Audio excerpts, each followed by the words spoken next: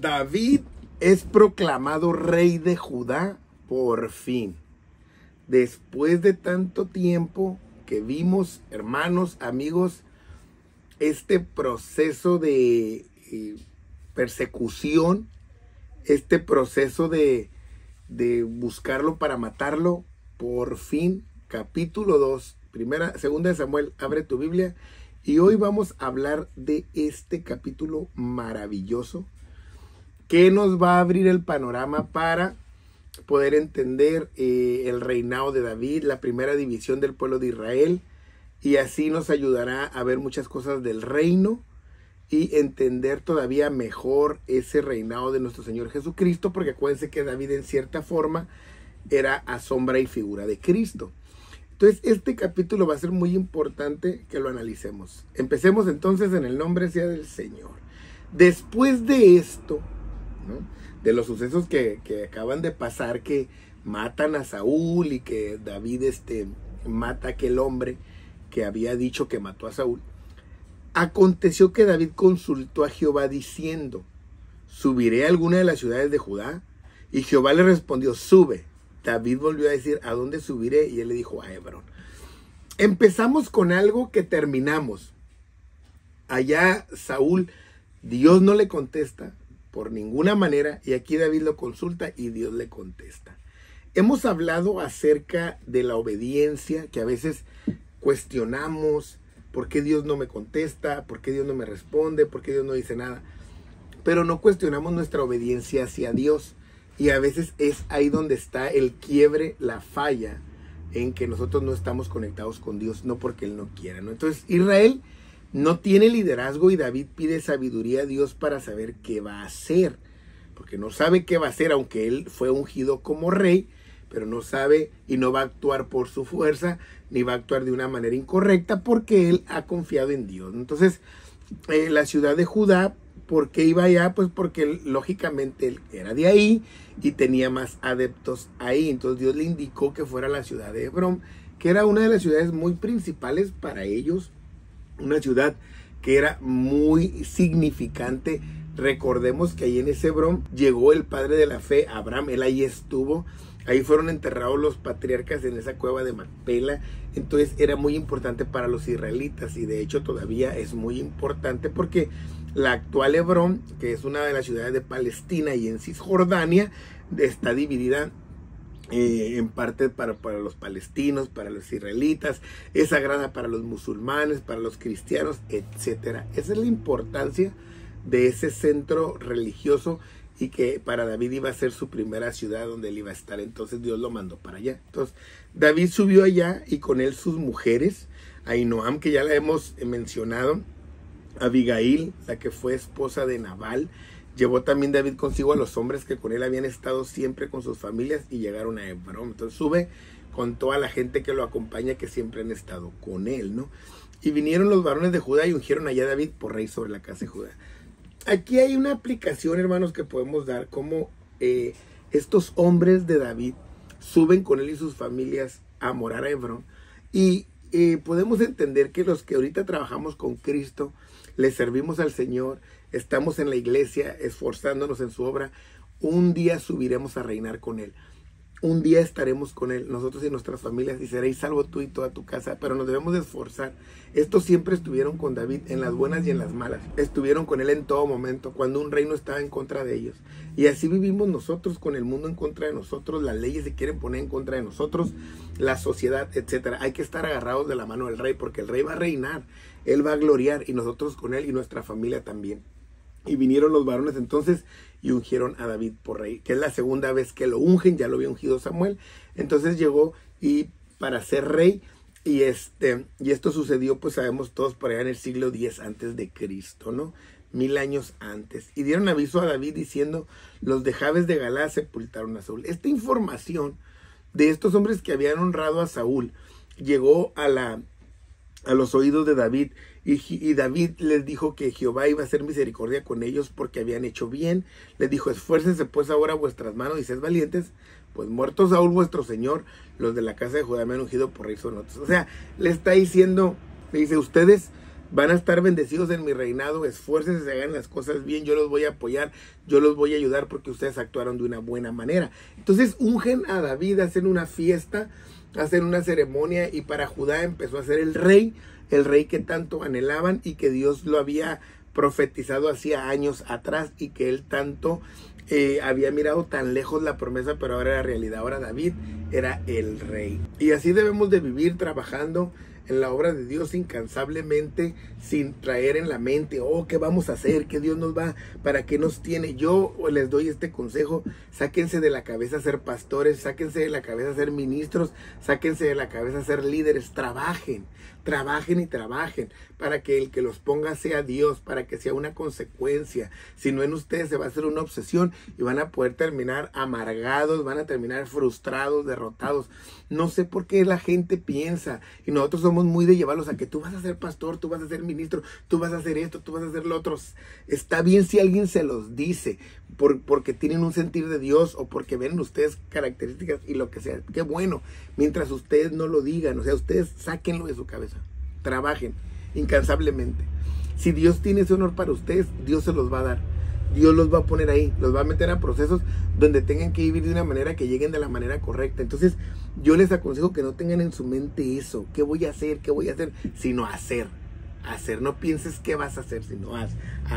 Entonces, en el verso 8, Abner, hijo de Ner, general del ejército de Saúl, que era este hombre de guerra valiente, tomó a Is-Boset, hijo de Saúl, y lo llevó a Mahainán. Y vean lo que pasó con él, y lo hizo rey sobre Galat, sobre Jesuri, sobre Jezreel, sobre Efraín, sobre Benjamín y sobre todo Israel. Entonces Abner, que era del ejército de Saúl y familiar de este rey caído, representaba la contra de David.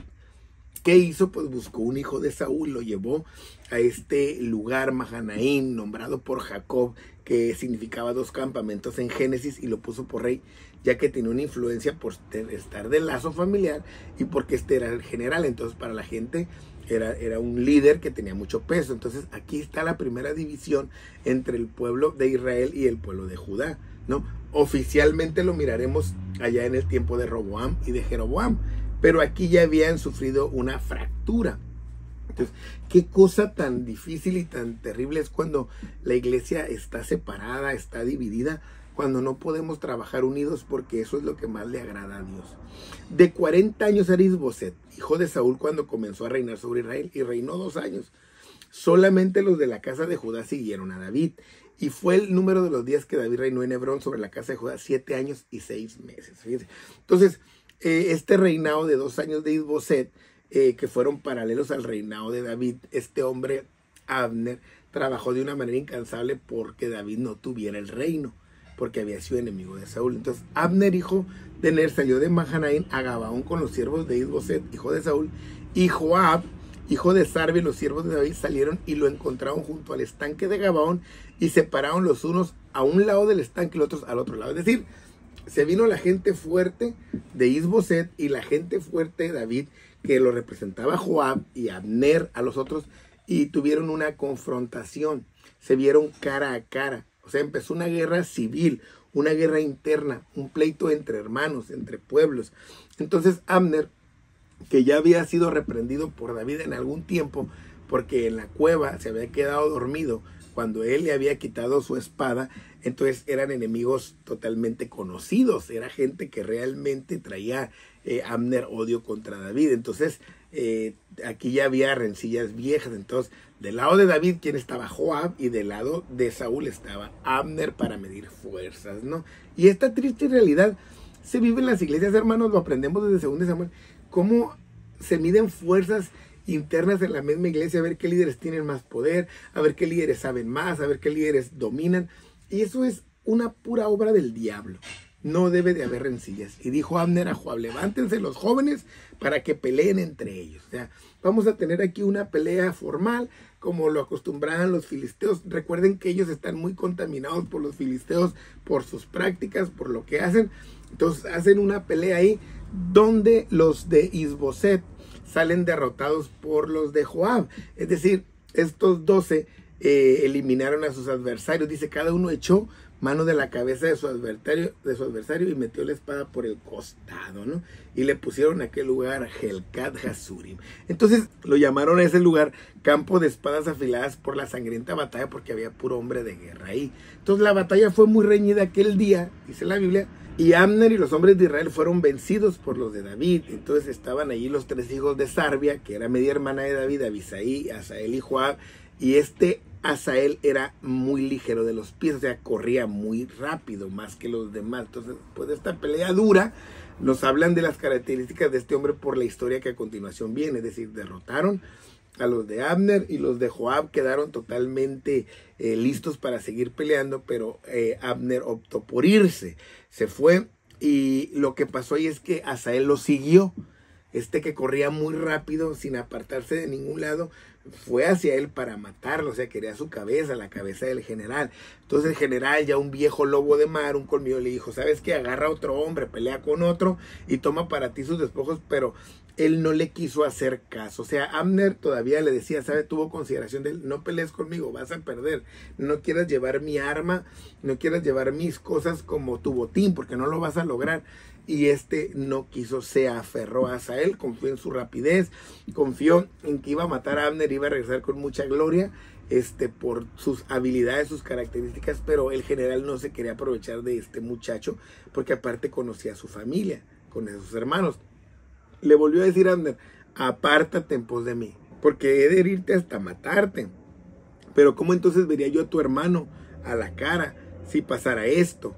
O sea, hay que trabajar con los impulsos de los muchachos, hay que trabajar con su fuerza, con su inercia, con su juventud, para que no vayan a ser presa de eso mismo. Hay que trabajar con ellos, hay que cuidarlos, hay que ayudarlos, porque si no van a batallar con muchas cosas de su vida, de su juventud. Y él no se quiso ir, entonces Abner lo mató ahí, lo hirió y cayó muerto ahí. Entonces todos los que pasaban por ahí se detenían y lo miraban. Entonces Abisaí, y Joab, los hermanos de Asael, lo siguieron hasta que el sol se puso ahí en el collado de Ama que está delante de Gía, junto al camino del desierto. Entonces llegaron los hermanos, que no corrían tan rápido, pero alcanzaron y vieron la escena. Entonces se juntaron los hijos de Benjamín con Abner, formando un ejército, hicieron alto en la cumbre del collado. Y Abner dio voces a Joab diciendo, consumirá la espada perpetuamente. ¿No sabes tú que al final será amargura? ¿Hasta cuándo no dirás al pueblo que se vuelva a perseguir a sus hermanos? Entonces Abner pedía que ya acabaran con aquella matanza, que no tenía caso, que era entre hermanos, pero él había empezado, pues había prendido el fuego, y ahora que se había prendido realmente lo quería apagar. No quería problemas, entonces según él, pero ya acababa de matar a Asael y habían sido derrotados sus 12 jóvenes en ese enfrentamiento, en esa guerra, en esa batalla. Entonces Joab respondió. Entonces esta historia, hermanos, nos está dejando un precedente de cómo se fue conformando el ejército de David, su reinado, qué tan difícil fue esas luchas internas, esas guerras entre ellos que se dieron para poder empezar a tener un reino fortalecido, y que en los liderazgos regularmente va a pasar. Empiezas a ejercer tu liderazgo, empieza a haber luchas, no, que el que estaba, no, que antes, no, que yo, no, que allá. Entonces tienes que buscar la manera de consolidar tu reinado, no, tu liderazgo. Entonces Joab respondió, vive Dios, que si no hubieses hablado, el pueblo hubiera dejado de seguir a sus hermanos desde esta mañana. Entonces Joab tocó el cuerno y todo el pueblo se detuvo y no persiguió más a los hijos de Israel ni pelearon. O sea, le reclamaba a Joab, sí, pero tú empezaste, pues. Tú empezaste la guerra, y si no hubieras empezado, no hubiera pasado esto. Entonces Abner y los suyos se fueron hasta Araba toda aquella noche, pasaron el Jordán, cruzaron por Bitrón y llegaron a Mahanaim. Y Joab también se volvió de perseguir a Abner, y juntando a todo el pueblo faltaron de los siervos de David 19 hombres y Asael. Más de los siervos de David hirieron a los de Benjamín y de los de Abner 360 hombres. O sea, para que vean qué grande diferencia hubo en esta pelea. Entonces el recuento de los daños pues no favorecía a Saúl, ya que habían perdido muchísimos hombres. Entonces tomaron luego a Asael y lo sepultaron en el sepulcro de su padre en Belén, y caminaron toda aquella noche Joab y sus hombres, y les amaneció en Hebrón. Entonces tuvieron esta guerra, esta rencilla interna, cada quien se fue para su zona, para su fortaleza. Unos estaban ya en Hebrón, y ya en ese Hebrón estaban, pues iban a descansar. Otros ya habían cruzado el Jordán, estaban en Mahanaim, y después de estas terribles pérdidas entre hermanos. Leo comienzo del capítulo 3 para cerrar este capítulo, que nos da el contexto de lo que viene. Hubo larga guerra entre la casa de Saúl y la casa de David, pero David se iba fortaleciendo y la casa de Saúl se iba debilitando. Larga guerra hubo entre los pueblos, pero la casa de Saúl iba de bajada, de que el Espíritu de Dios lo había dejado, de que el Espíritu de Dios ya no estaba con él, y la casa de David iba fortaleciéndose en el reino. Entonces, aquí nos nombra el capítulo 3, y también que lo vemos en Primera de Crónicas del 1 al 4, que los hijos que le nacieron a David en Hebrón, o sea, cuando ya empezó a estar ahí, a habitar ahí, a fortalecerse ahí, su primogénito fue Amnón. También tuvo a Keliab, tuvo a Absalón, a Adonías, a Cefatías y a Itream. Estos ya son los hijos de David, que nos los vine a nombrar porque después sabemos lo terrible que le fue a David con sus hijos por no hacer la voluntad de Dios. Bueno, hermanos, espero que estos videos te ayuden en tu caminar, que estos videos te sirvan ¿para qué? Para entender mejor el reinado de David, y por ende también el reinado de nuestro Señor Jesucristo. Estos videos de historia nos ayudarán a seguir adelante. Dios te bendiga y ánimo.